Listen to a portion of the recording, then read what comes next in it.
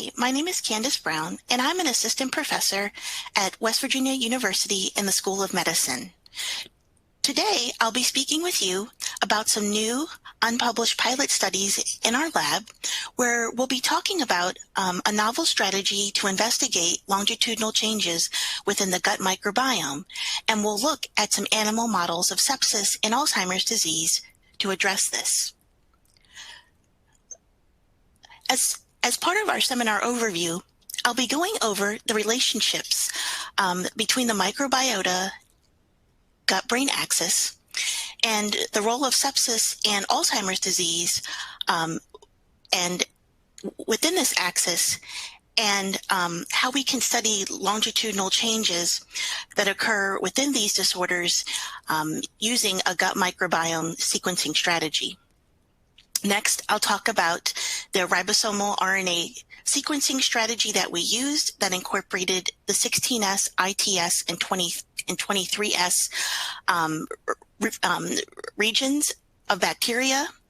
And then I'll talk about some of our results, including changes in the species and strains that we observed in our study. To begin, I'd like to give a brief overview of the microbiota gut-brain axis. Again, this is a bidirectional axis where you have communication between the brain and the gut, which is shown on the left, and also you have reciprocal communication between the gut and the brain, which is shown on the right. Within studying this particular axis, it's important to dissect out what the individual roles of each of these directions are. And that leads to several emerging questions in the field, such as, does the brain or the gut drive this communication? And how does it differ in different diseases? How does the communication occur in healthy individuals? How is the communication disrupted in disease? And for my laboratory, how does this communication affect brain and behavior? My laboratory is interested in the effects of systemic inflammation on the brain and behavior. So we use animal models such as sepsis and Alzheimer's disease to address this. First, I'll go into a little bit about sepsis. Sepsis is described most recently by 2016 criteria as a life-threatening organ dysfunction caused by a dysregulated host to infection. That's a complicated way of saying that you have an infection that affects multiple organs. Some of those organs are included here, and two of the major players, as I've indicated, are the nervous system and also the gastrointestinal system. And in particular, this gut dysbiosis is a major driver of much of the dysfunction during sepsis. To learn a little bit more about sepsis and why it's important that we're studying this, I'd like to go over some of the most important epidemiological facts about sepsis as we know today. There are 1.7 million sepsis cases in the U.S. every year. And there are multiple risk factors, the most important of which is age, where most patients are greater than 65 years old. Sex is also another issue where the incidence is higher in males, and also comorbidities can also influence the outcome to sepsis. But what's really important is that although we've made great strides in actually treating sepsis, we have more people who are developing sepsis at both older and younger ages because the incidence of sepsis is increasing worldwide. So it is a serious public health issue. Another important aspect of sepsis is the timing of the inflammation and the immune response. In this graph, you'll see by the yellow arrow on the x-axis that the time in days is very important. On the y-axis, you'll see the direction of the inflammatory response, be it hyperinflammatory or hypoinflammatory or immune suppressed. The most important thing to note is that there are no FDA drugs to treat sepsis other than microbials and supportive care, what would be considered the standard of care. In particular, Many patients, approximately 10%, die during the early days of sepsis, during the cytokine storm. But we are interested in the potential survivors, and we are also interested in the patients who actually die later. And we think that that potentially we can improve survival in these patients. So this 90% of the sepsis patients is what we'd like to focus on in our studies. And therefore, this led us to ask the question, can we improve sepsis outcomes in survivors and decrease mortality by targeting the gut-brain microbiota axis? So first, let's begin with the organ systems that I talked about previously. What we know is that gut dysbiosis plays an extremely important role in sepsis and can be both a cause and a consequence of sepsis. In the graph, you'll see on the top that you have microbiome diversity that changes during disease. And as you have multiple bouts of illness and infection, you'll see that there's a corresponding panel on the bottom of this graph that shows that you have an increased risk of sepsis with as you have an increasing amount of critical illness. And so once you reach that tipping point where the gut dysbiosis cannot recover, that actually leads to sepsis. Alternatively, we also know that gut dysbiosis is a consequence of sepsis and affects multiple organ systems, including the immune system and the kidney and muscle wasting. In our lab, we're primarily interested in the effects on the brain, and these are largely very poorly understood. So how does sepsis affect the brain? In humans, we know that sepsis alters both short and long-term cognitive behavioral outcomes. And some studies published in the Journal of the American Medical Association suggest that up to 70% of sepsis survivors may have some sort of neurological impairment. As shown in humans, in this image, which demonstrates it very nicely, is that sepsis doesn't end at hospital discharge.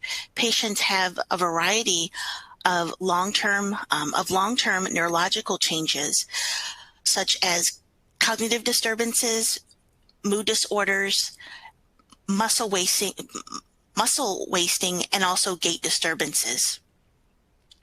In addition, some of these changes are also demonstrated by the graph on the right. So as you have increasing sepsis severity, you have additional early signs of sepsis, and then you also have, as shown in the middle portion, multiple brain structures that are recruited. And in the more severe stages, you have the hippocampus, the frontal cortex, and the brainstem, which are recruited, in addition to structures of the limbic system, which affect mood. The outcomes as a result of the recruitment of these brain systems are numerous. Most importantly, they range from mood disorders in the least severe forms of sepsis to death, potentially in the most severe forms. Again, we're interested in what happens in survivors, so we're focusing on what causes some of these mood disorders, and most importantly, what is the root of the cognitive decline. We've tried to mimic this in a mouse model of sepsis.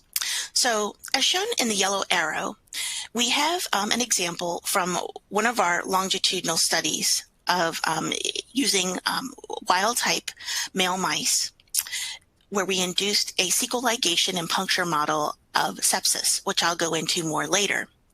At day 0, we induce sepsis, and then over a 6-day period, we subject the animals to multiple behavioral tests Two of these tests involved locomotor activity.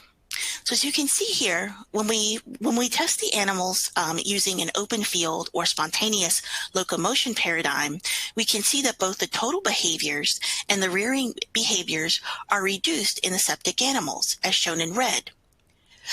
But conversely, when we use a non-voluntary behavior, such as the rotor rod, where the animals are on an accelerating wheel and they need to stay on, there is no impairment in their activity because it's evoked. So we think that this may relate to a motivation factor, which is under study. Secondly, we were also interested in analgesic responses, which are also impaired in some sepsis patients. And again, we used a device known as the hot plate, where the mouse is placed on a warm surface for a period of time, and we measure the time that it takes the animal to actually move, as shown in the latency, and also the number of nociceptive behaviors, such as licking and also grooming. So you can see that in the septic animals, as shown in red, they have a greater latency to respond to the warm temperature. And they have a decreased number of nociceptive behaviors, which is shown in panel E. So taken together, this mouse model shows that in young mice that we can detect changes in brain and behavior during sepsis. Next, we're also interested in Alzheimer's disease and the relationship between prior infection and the onset of dementia.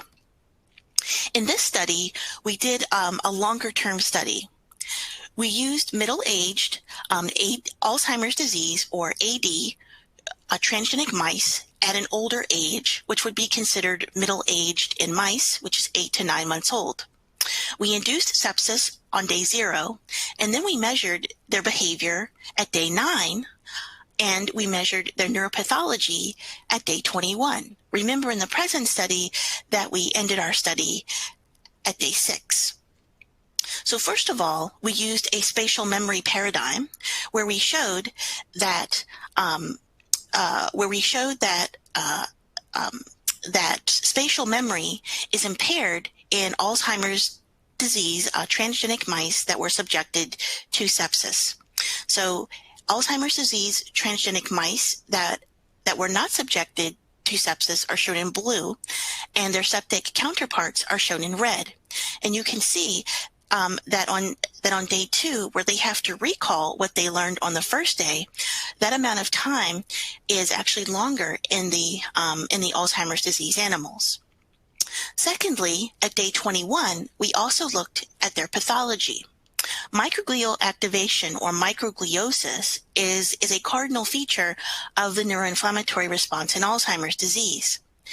We looked at microgliosis in 2 regions of the brain that are affected in Alzheimer's disease, the subiculum and the entorhinal cortex. These are also affected in humans as well. And what we can show is that there's a greater activation of microglia in the subiculum and in the entorhinal cortex. This is quantified on the right. And we also found that there are more microglia associated with beta amyloid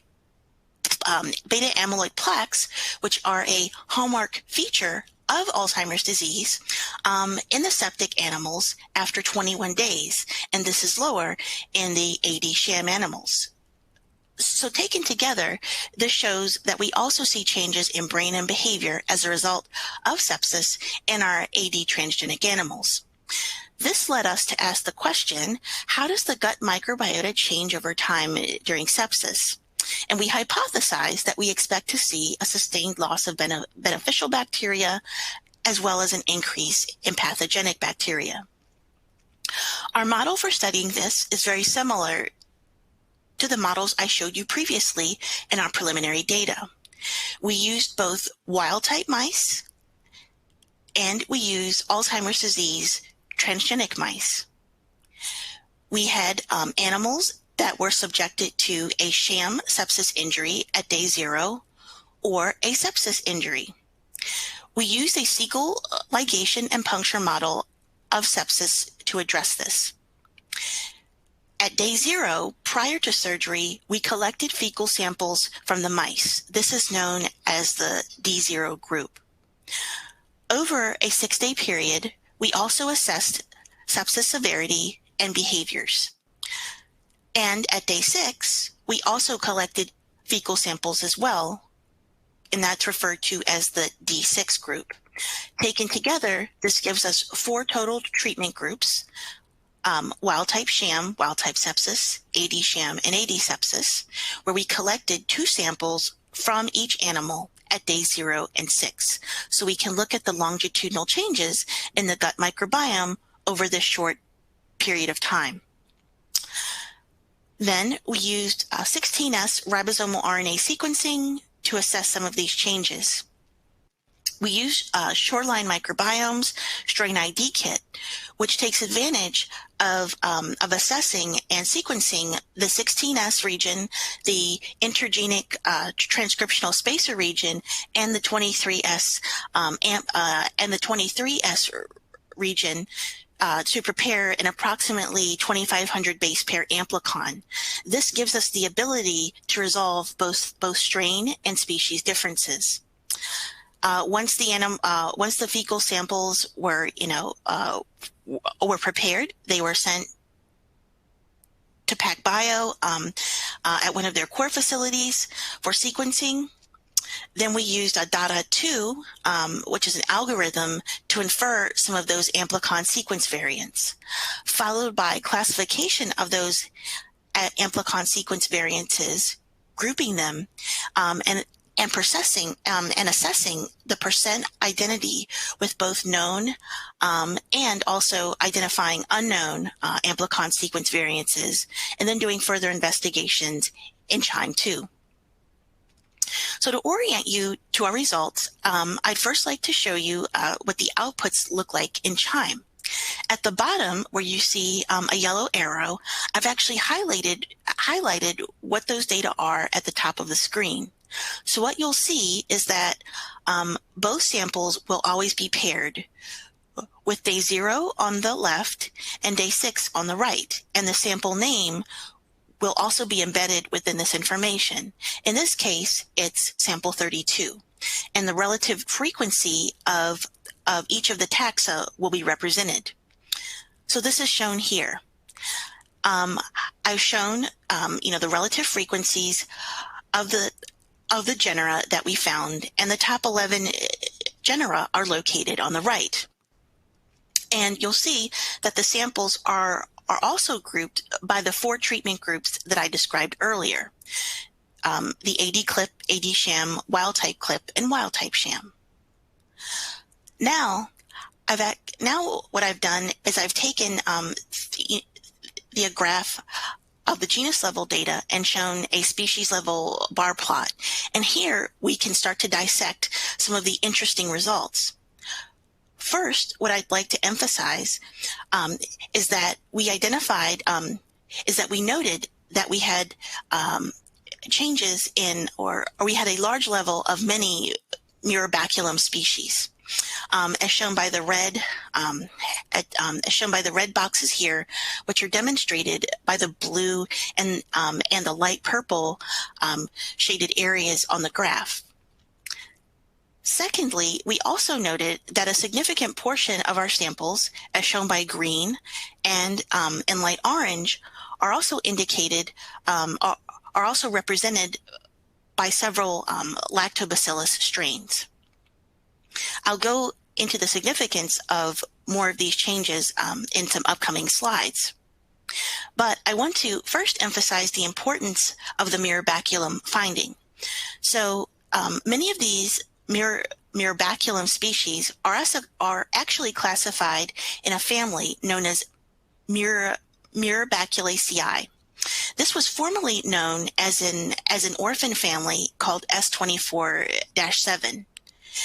And the representative genera in this family are Baculum and Duncaniella. For many years, you would find S24-7 as part of your sequencing results, but more recently, this was renamed into the Baculaceae family. Importantly, what we and others have found is that this comprises a significant portion of the murine intestinal microbiome, and it's a commensal bacteria that is gram-negative. In our study, we found that Baculum species comprised nearly 50% to 75% of the healthy mouse gut, and we identified 16 new species based on sequencing.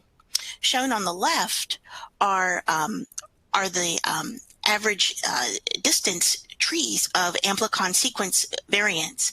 And you'll see, based on the different colors, that we were able to identify both known and novel Baculum species using our 16S 23S strategy. But conversely, when we only addressed the distances using the V1, V9, 16S a truncated region, we don't get the level of resolution that you see on the left, although we can identify some of those species. So now we wanted to look at the differences between all of our groups. So we plotted them using principal component analysis. And what we can clearly see is that the samples separate into two separate groups. When we separated them by sham versus sepsis surgery, and we combined all of the day 6 and day 0 samples and the Alzheimer's and the wild type samples, we can see two different groups. And there's a cluster of 6 samples that are highlighted in yellow. Next, we looked at the distances between the day 0 samples represented by the small circles and the day 6 samples represented by the large circles. And so the longer the distance represents more of a change within a given animal between day 6 and day 0. And again, you can see that the longer distances are in that cluster of 6 samples. Next, we also looked at the treatments, at the treatment groups, and and separated them into wild type sham and sepsis, and AD sham and sepsis. And you'll see that this cluster of six samples, which we refer to as a day 6 sepsis cluster, again, is comprised of sepsis samples, and an equal number are from both our wild type and our Alzheimer's disease sepsis group. This is what we focused on for the remainder of our analyses. And we asked the question, what are the factors that drove those 6 samples to cluster together? The first question we asked were any taxa decreased at day 6 compared to day 0. So first, I will orient you to our graph plot. And what we've done here is that instead of separating out the groups by their treatment, we've actually clustered those 6 samples together as shown by the red box. And what you can see is that if you focus on the Baculum genera, which are all shown in green, is that the day 6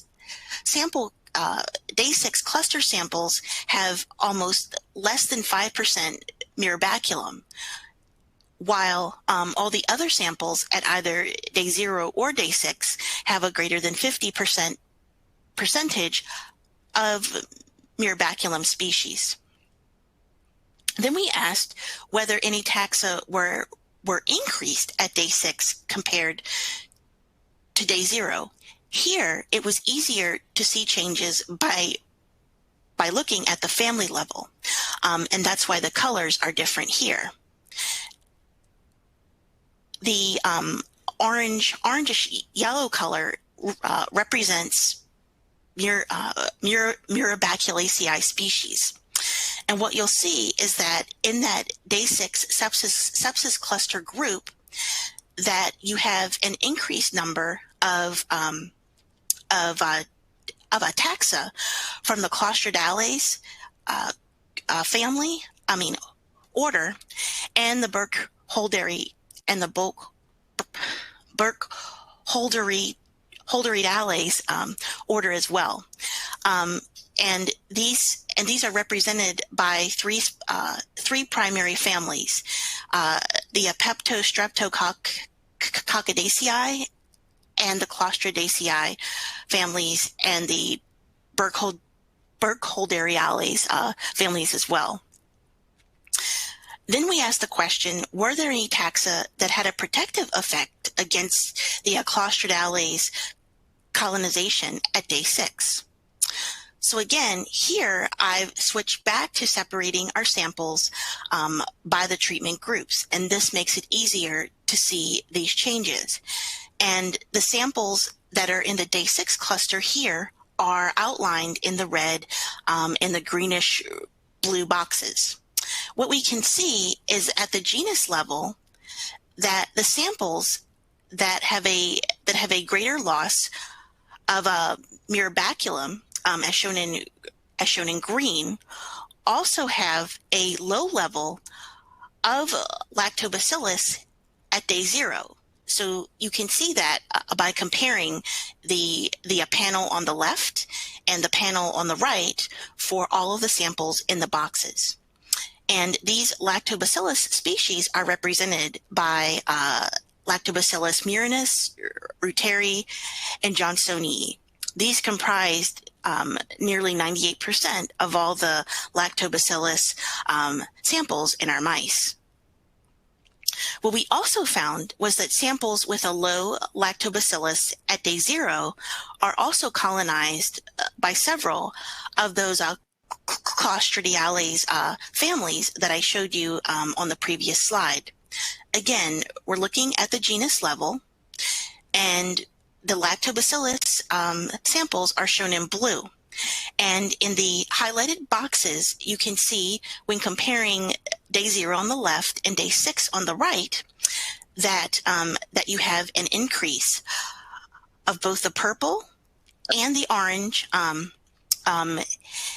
and the orange boxes, which correspond to some of the Clostridales family members. And these are most abundant in our day 6 samples, with those samples that had a low lactobacillus at day 0. Now, because we were comparing both wild type and Alzheimer's disease samples, we wanted to look at the differences in abundance between the wild type and the Alzheimer's disease transgenic mice using the analysis of the comparisons between our samples in CHIME 2. And what we show here is that when we compare all the wild type samples and all the Alzheimer's disease samples, regardless of the day or the treatment, we can see that Lactobacillus murinus, again, most likely that's a very abundant a bacteria that's found in mice, but not necessarily in humans, is highly abundant in our Alzheimer's disease transgenic animal. And there's also higher levels of a novel Burkholder-Diales order in Alzheimer's mice, which, as you can see, are much lower in the wild type animals. We also had differences in some of the Lactobacillus johnsonii strains in AD versus wild type as well. But importantly, we actually saw no difference in sepsis species or strains between the wild type or the Alzheimer's transgenic animals, meaning that regardless of your species, regardless of your genotype, you have a reduction, at least in this pilot study, of an equal number of ataxa in both wild type and Alzheimer's disease animals. So to summarize, we see an important signature in the gut microbiome with sepsis, where we see a high abundance of lactobacillus at baseline, which seems to protect against colonization by two major Clostridium taxa colonization post-sepsis. We also identified several novel Baculum species, and we identified a loss of Baculum species post-sepsis that is coupled with an increase in members of the Clostridiales order post-sepsis. But importantly, we also found that there were no difference in the abundance of any taxa between our wild type and our transgenic mice post-sepsis. So this leads us to the conclusion that potentially, since there appears to be a protective effect of lactobacillus species, that we could look at the administration of lactobacillus as a strains or species as a preventative or a protective approach to treat gut dysbiosis that's associated with sepsis. This has been tried in many earlier clinical trials, but we identified some specific lactobacillus strains that have not been employed in some of the earlier clinical trials. So we'd like to look at these further, namely Lactobacillus reuteri and some Johnsonii strains that we identified in our study. So I'd like to wrap up with acknowledging all of the people who contributed to this work. Allison Berchasek is a graduate student in my lab who's very talented and spearheaded most of this work. We were also assisted by Shoreline Microbiome, who performed the sequencing and introduced us to the strain ID kit. And sequencing was also performed at the PAC BioCore facility at the University of Delaware. And I'd also like to thank our funding sources from the NIH, as well as LabRoots for inviting me to speak as part of the symposium. And with that, I'd like to say thank you for watching, and please feel free to contact me if you have any questions. Thank you.